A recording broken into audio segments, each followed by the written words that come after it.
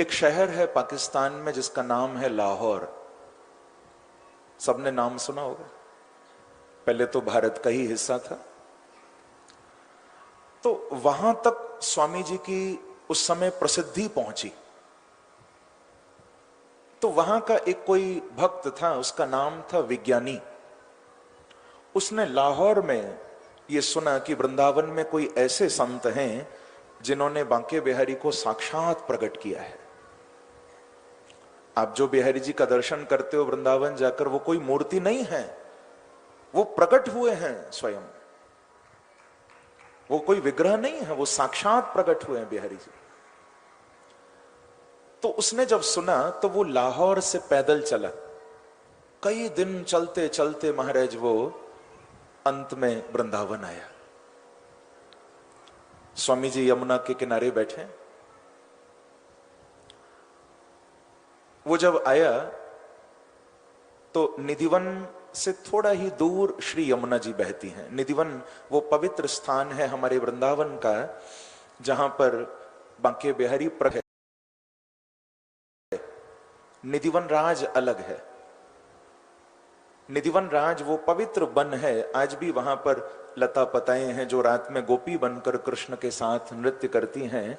जहां बिहारी जी प्रकट हुए वो स्थान है निधिवन राज। पहले बांके बिहारी की सेवा भी वहीं होती थी। फिर ये मंदिर का निर्माण बाद में हुआ है। और तब क्योंकि जब बिहारी जी की सेवा वहां चलती थी ना, तो लोगों की भीड़ आनी शुरू हो गई।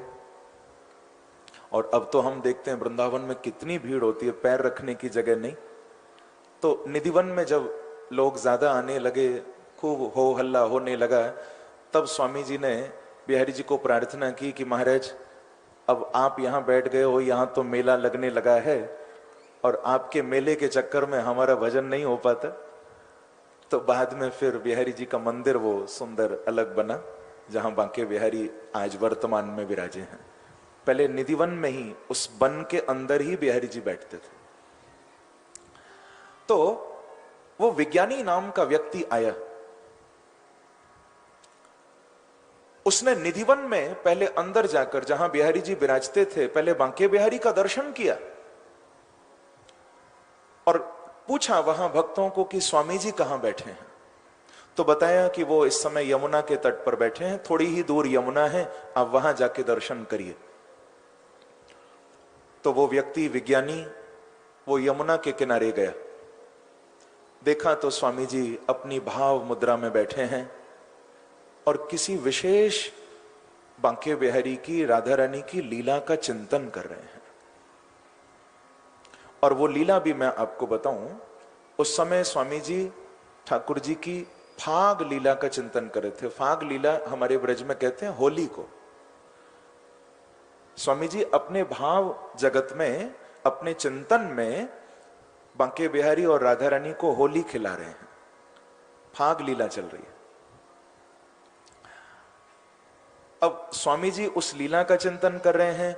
वो विज्ञानी, वो व्यक्ति, वो भक्त स्वामी जी के चरणों में आ गया। अब देखिए उसके अंदर इतना भाव था कि वो जब लाहौर से आया तो अपने साथ एक शीशी में बड़ा प्यारा इत्र लेके आया। हम भगवान को इत्र लगाते हैं ना, उसमें बहुत महक होती है, खुशबू होती है। तो खस का इत्र था, रूह खस। और उस समय उस इत्र की कीमत लगभग ₹1,00,000 थी।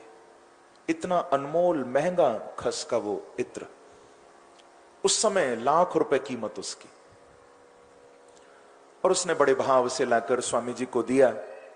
कहा कि महाराज आप कृपा करें, ये हम बड़ी दूर से आपके लिए ये सेवा लेके आए हैं, आप इसको बिहारी जी तक पहुंचा दें। तो वो खस इत्र स्वामी जी को अर्पण किया। स्वामी जी ने हाथ में लिया। अब देखिए स्वामी जी फाग लीला के चिंतन कर रहे हैं, हाथ में वो ₹1,00,000 का कीमती इत्र। भाव दशा में स्वामी जी क्या देखते हैं कि प्रिया और प्रीतम, श्यामा और श्याम होली खेल रहे हैं और उसी समय राधा रानी की कमोरी में रंग खत्म हो गया, रंग समाप्त हो गया। और बिहारी जी के पास रंग भरा हुआ है, वो किशोरी जी पर डाले जा रहे हैं। राधा रानी का जितना भी रंग गुलाल था वो समाप्त हो गया।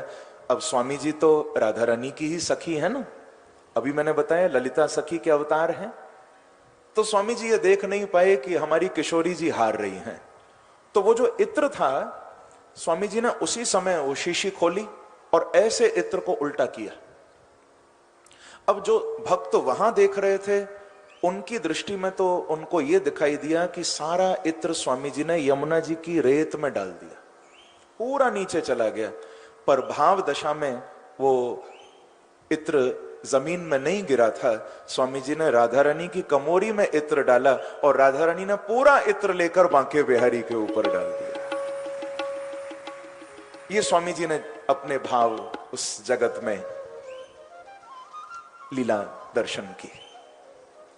वो जो व्यक्ति आया था विज्ञानी, ये देखकर ना उसका बिल्कुल मन टूट गया। जैसे उसने कहा कि मैंने इनका इतना नाम सुना था, पर ये कैसे संत हैं?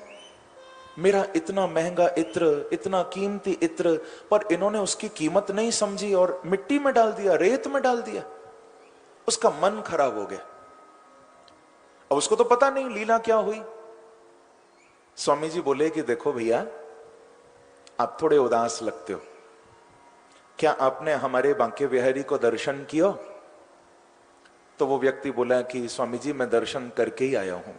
स्वामी जी बोले नहीं, अभी आपने दर्शन नहीं किया, ऐसा करो तुम एक बार जाने से पहले फिर बिहारी जी को दर्शन करके जाओ, तो आपको और आनंद आवेगा। ऐसा स्वामी जी बोले। तो वो प्रणाम करके यमुना के तट से वापस निधिवन गया और निधिवन राज में जैसे ही ठाकुर जी के चरणों में जाने लगा तो उसी इत्र की महक उसको आने लगी। और जब अंदर पहुंचा तो क्या देखता है, पूरे बांके बिहारी उसी इत्र में स्नान करके खड़े हुए। बोलो स्वामी जी महाराज की जय, वृंदावन बिहारी लाल की जय, जय श्री राम। स्वामी जी वो इत्र बिहारी जी को ही अर्पण करते हैं, तो बांके बिहारी उस इत्र में ही स्नान किए हुए उस भक्त को दिखाई दिए। ये इसी कलयुग की लीला है, कोई सतयुग की लीला नहीं है। तो ऐसे वो अनन्य नृपति रसिक सम्राट स्वामी श्री हरिदास जी महाराज। और मैं तो आपको जो यहां भगवत कृपा से भागवत कथा सुना रहा हूं बंधुओं, इसमें मेरा कोई भी साधन नहीं है, किसी भी प्रकार का कोई परिश्रम नहीं है। मैं जो इस व्यास पीठ पर बैठा हूं, ये स्वामी जी की ही उस वंश परंपरा का प्रभाव है कि उसी वंश परंपरा में ये शरीर आया है। कूंजी नित्य बिहार की श्री स्वामी हरिदास। जब तक स्वामी जी कृपा न करें, वो नित्य लीला, वो नित्य निकुंजों की अद्भुत लीला वो जीव प्राप्त नहीं कर सकता। बड़ी ऊंची स्थिति है। सातें पावे रीत रस श्री स्वामी हरिदास की। तो ऐसे वो स्वामी जी महाराज, मैंने ये आपको क्यों बताया, क्योंकि स्वामी जी का एक पद मुझे याद आया। अभी हम चर्चा कर रहे थे ना कि ये सारा जगत भगवान का खेल है, हम तो इसमें एक कैरेक्टर प्ले करने आए हैं अपना। स्वामी जी भी अपने एक पद में यही बात कह रहे हैं कि ऐसो ही सब खेल हरि को, ऐसो ही सब खेल हरि को, ऐसो ही सब खेल पगर सनी सगर गा मापा मापा पगर सनी, ऐसो ही सब खेल हरि को, ऐसो ही सब खेल हरि को। मृग तृष्णा जग व्याप रही है, कहूँ बिजोरो न बेल हरि को, ऐसो ही सब खेल मगर सनी सगर ग मपा मपा पगर सनी, पनी धनी पध मप गम पम गर सनी सगर ग मप मप पगर सनी, ऐसो ही सब खेल हरि को ऐसो ही सब। निरे ग म प ध नि सा नि ध प म ग रे सा। ऐसो ही सब खेल हरि को ऐसो ही सब खेल। कितनी अच्छी बात कह रहे हैं। धन मद जौवन मद और राज मद, धन मद जौवन मद और पग प प प ध प प सा सा नि ध नि सा। धन मद जौवन मद और राज मद, धन मद जौवन मद और राज मद, जो पछिन में दे ऐसो ही सब खेल हरि को ऐसो ही सब खेल हरि को ऐसो ही सब खेल हरि को। निरे ग ग रे ग म ग म प प म प ध प ध नि नि ध नि सा नि ध प म ग रे सा। ऐसो सब खेल हरि को रे ग म प म प प ग रे सा नि सा ग रे ग म प म प प ग रे सा। कहे श्री हरिदास यह जिया जानो, कहे श्री हरिदास यह जिया जानो, कहे श्री हरिदास सा नि ध प म ग रे सा नि रे ग म प ध नि सा। कहे श्री हरिदास यह जिया जानो, कहे श्री हरिदास नि रे ग रे सा नि ध प म प ग म प ध नि सा। कहे श्री हरिदास यह जिया जानो, तीरथ को सो में ऐसो ही सब खेल हरि को ऐसो ही सब खेल हरि को ऐसो ही सब ऐसो ही सब खेल ऐसो ही सब खेल ऐसो ही सब खेल हरि को। तो ये अष्टादश सिद्धांत के स्वामी जी के जो 18 पद हैं उनमें से ये एक पद है और बिल्कुल भागवत की ही बात स्वामी जी कह रहे हैं। कहते हैं हरि को ऐसो ही सब खेल। भैया तुम ज्यादा परेशान नहीं होना, ये भाव लेकर संसार में जियो कि ये जितना भी जगत है ना ये बांके बिहारी का खेल है। क्या है? खेल है, प्रभु का खेल चल रहा है। अब इतना बस तुमको ध्यान रखना है, कहूं बिजोरो न बेल। पद तो बड़ा गंभीर है, समय मेरे पास उतना नहीं है, केवल ऊपर ऊपर से थोड़ा अर्थ बता रहा हूं। स्वामी जी कहते हैं ज्यादा अपने मन को कहीं फंसाओ मत, क्योंकि ये बेल जब लगती है ना तो बढ़ती ही चली जाती है। आपने देखा हो कहीं पर कोई आप बेल लगा दो फैलती चली जाएगी चारों तरफ। तो फंसाओ मत मन को कहीं, क्योंकि ये संसार तीर्थ को सौमेल। अभी हमने देखा था प्रयाग में कितना बड़ा कुंभ लगा। आप में से भी बहुत से भक्त कुंभ नहाने गए होंगे। कौन कौन गया? गए थे? हाँ? प्रयाग में अभी संगम में कुंभ लगा, कितना आनंद आया था।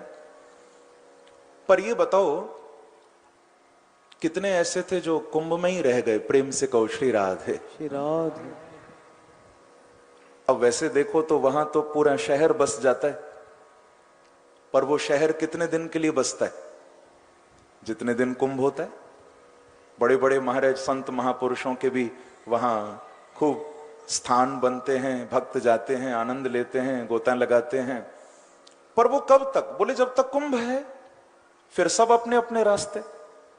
ऐसे ही स्वामी जी महाराज कहते हैं कि ये संसार तीर्थ को सौमेल। जैसे तीर्थ में, धाम में हम जाकर थोड़े दिन रहते हैं, आनंद करते हैं, फिर अपने घर लौट आते हैं, ऐसे ही जगत केवल थोड़े दिन का मेला है बंधुओं। अंतिम हमारी मंजिल तो बांके बिहारी ही हैं, जिनके चरणों में अंत में हमको पहुंचना है, वो तो प्रभु ही हैं।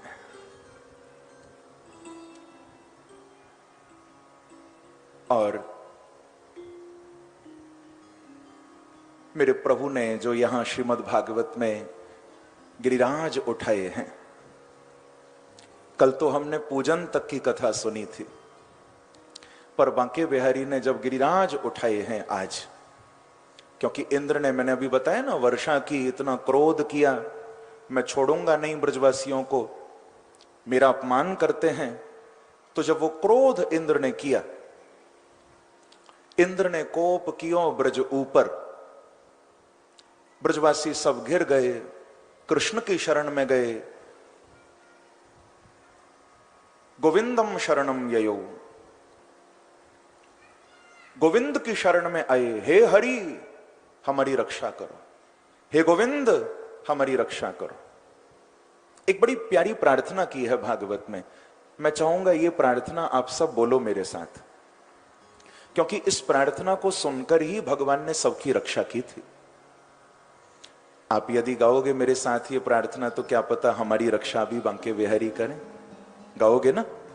बहुत प्यारा छोटा सा श्लोक है, पहले मैं बोलूंगा, पीछे पीछे आप बोलना। कृष्ण कृष्ण महाभाग, कृष्ण कृष्ण महाभाग, कृष्ण कृष्ण महाभाग, कृष्ण कृष्ण महाभाग, त्वन्नाथं गोकुलं प्रभो, नाथं गोकुलं प्रभो, त्वन्नाथं गोकुलं प्रभो, नाथं गोकुलं प्रभो, त्रातुमर्हसि देवान्नः, त्रातुमर्हसि देवान्, त्रातुमर्हसि